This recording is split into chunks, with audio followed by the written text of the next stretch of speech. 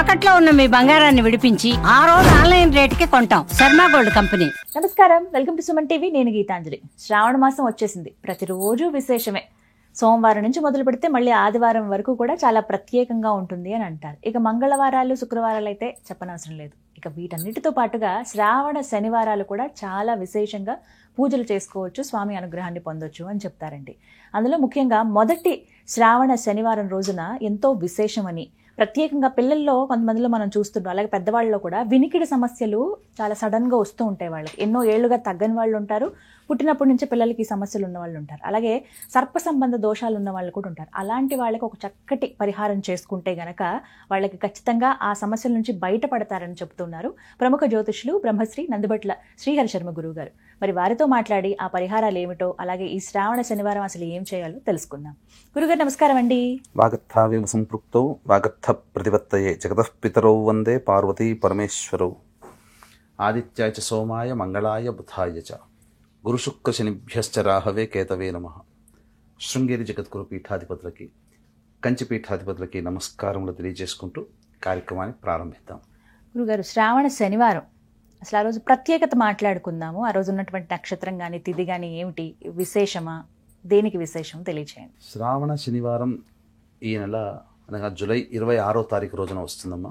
First ఆ రోజున ఆశ్లేష నక్షత్రం ఉంది, తర్వాత విధియ తిథి. ఆశ్లేష నక్షత్రము అధిదేవత సర్పదేవత, అందుకనే ఇదగుం సర్పేభ్యో హవిరస్తుజుష్టం ఆశ్లేష ఏష మనుయంతి చేతః అనేటువంటి యొక్క మంత్రంతో ప్రారంభమవుతుంది. ఈ ఆశ్లేష నక్షత్రంలో చాలా విభిన్నమైనటువంటి కార్యక్రమాలు కొంతమంది చేస్తూ ఉంటుంటారు. అయితే అసలు ఈ శ్రావణ మాసానికి ఉన్నటువంటి విశిష్టతలో శనివారానికి సంబంధించి చూసుకుంటే మనకందరికీ తెలిసిందే, శనివారం వెంకటేశ్వర స్వామి యొక్క విధానంగా చేసుకుంటారు. ప్రతి ఇంట్లో కూడా ఈ మధ్య శనివార వ్రతం అనేటువంటిది బాగా చక్కగా చేస్తూ వస్తున్నారు.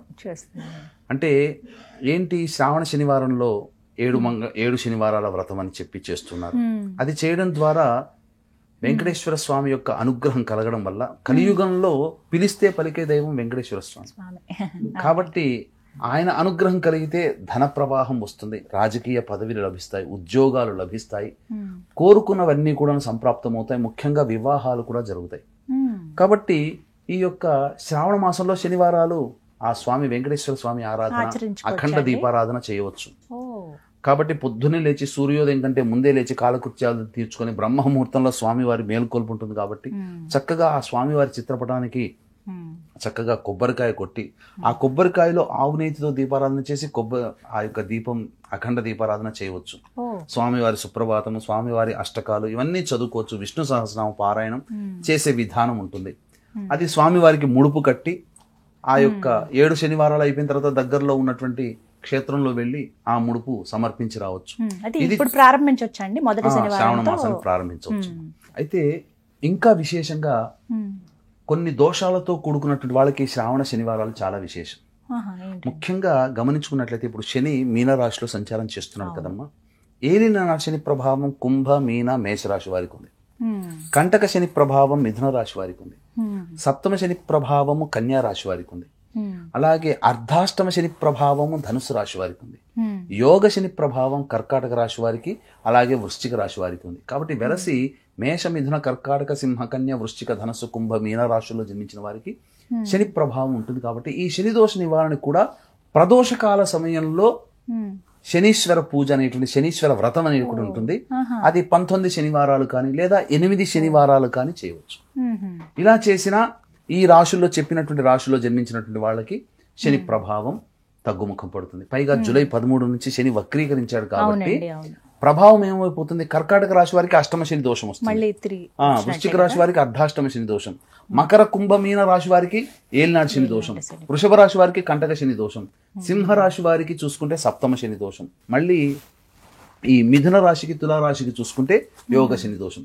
వెరసి చూస్తే ఇటు చూసినా అటు చూసినా శని వక్రీకరించినటువంటి కారణం చేత మొత్తము 12 రాశుల వారికి శని ప్రభావం ఉంది. కాబట్టి శని దోష నివారణకి సంబంధించి 8 శనివారాల పాటు ఖచ్చితంగానైనా కానీ ప్రదోష కాల సమయంలో శని ప్రదోష వ్రతం అని ఉంటుంది, అది చేసినా చాలమ్మా. ఇంకా చెప్పాలి అని అంటే సర్పదోషాలతో బాధపడేటువంటి వాళ్ళు ఉంటారు, కాల సర్పదోషంతో బాధపడే వినికిడి సమస్యలు ఉన్న పిల్లలు వినికిడి ఇలా చాలా సమస్యలు, అడిగాను. చర్మ సంబంధమైనటువంటి సమస్యలు. ఆ, ముఖ్యంగా మీకు ఈ యొక్క సృష్టిలో ఆ, చర్మాన్ని ఒలుచుకునేటువంటిది ప్రాణి ఒకటే, పాము. కుబుసం విడుస్తుంది. అంతే కదండి. అవును. మరి మనిషికి కూడా చర్మం పొట్లు పొట్లుగా రాలుతుంది. కొంతమందికి ఎలర్జీ వస్తుంది, సొరియాసిస్ కానీ, అవునండి, అవును. తలలో చుండ్రు, అవును. సొరియాసిస్, చెవిటి సమస్యలు, ముక్కు సమస్యలు, మూగ సమస్యలు, కంటి సంబంధమైన సమస్యలు, వస్తాయి. ఈఎన్టీ ప్రాబ్లమ్స్, చర్మ సంబంధముగా అలర్జీ లాంటివి, ఇవన్నీ కూడా వచ్చేటివి ఈ యొక్క సర్పదోష ప్రభావం వల్ల కలుగుతాయి. ఓ, కాబట్టి కాలసర్పదోషంలో జన్మించిన వాళ్ళైనా, ఇప్పుడు చెప్పినటువంటి అనారోగ్య సమస్యలతో జన్మించిన వాళ్ళైనా ఒక అద్భుతమైన పరిహారం ఉంది. ఆ పరిహారం ఆ రోజు చేసుకుంటే చాలా విశేషం. ఇది శనివారం ఆశ్లేష నక్షత్రం కలిసి వచ్చింది కాబట్టి ఈ శ్రావణ మాసం మొదటి శనివారం అయిన జూలై 26వ తారీఖు రోజున చేసుకోదగినటువంటి పరిహారంగా చెప్పవచ్చు.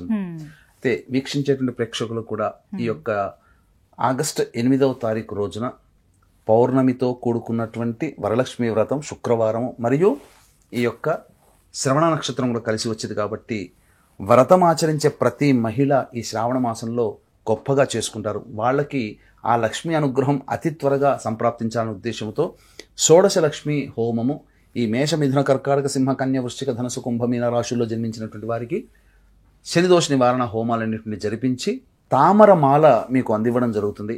సాయంకాలం 7 గంటలకి ప్రారంభమవుతుంది. ఆ రోజు 5 గంటల లోపల మీరు ఈ కార్యక్రమంలో నమోదు చేసుకోవచ్చు.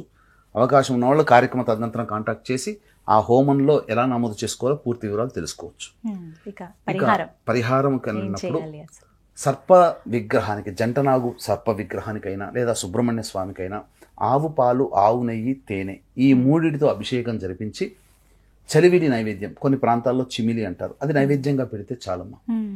ఈ విధంగా మంగళవారాలు చేయవచ్చు, శనివారాలు కూడా మొదలుపెట్టి శ్రావణ మాసం అంతా చేస్తే మరీ విశేషము.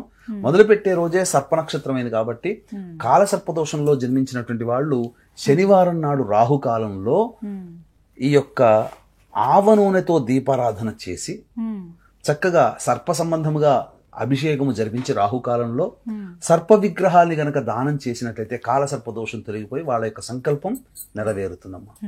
సర్పదేవతానుగ్రహం వల్ల సంతాన సమస్యలతో బాధపడే వాళ్ళకి కూడా సంతానం కలుగుతుంది. ఈ శ్రావణ మాసంలో ఈ విధంగా చేయవచ్చు. మొదటి శనివారం గుర్తుపెట్టుకో. చక్కటి పరిహారం తెలియజేశారు గురుగారు, ధన్యవాదాలు. సర్వం శ్రీ ఉమామహేశ్వర పరబ్రహ్మార్పణమస్తు.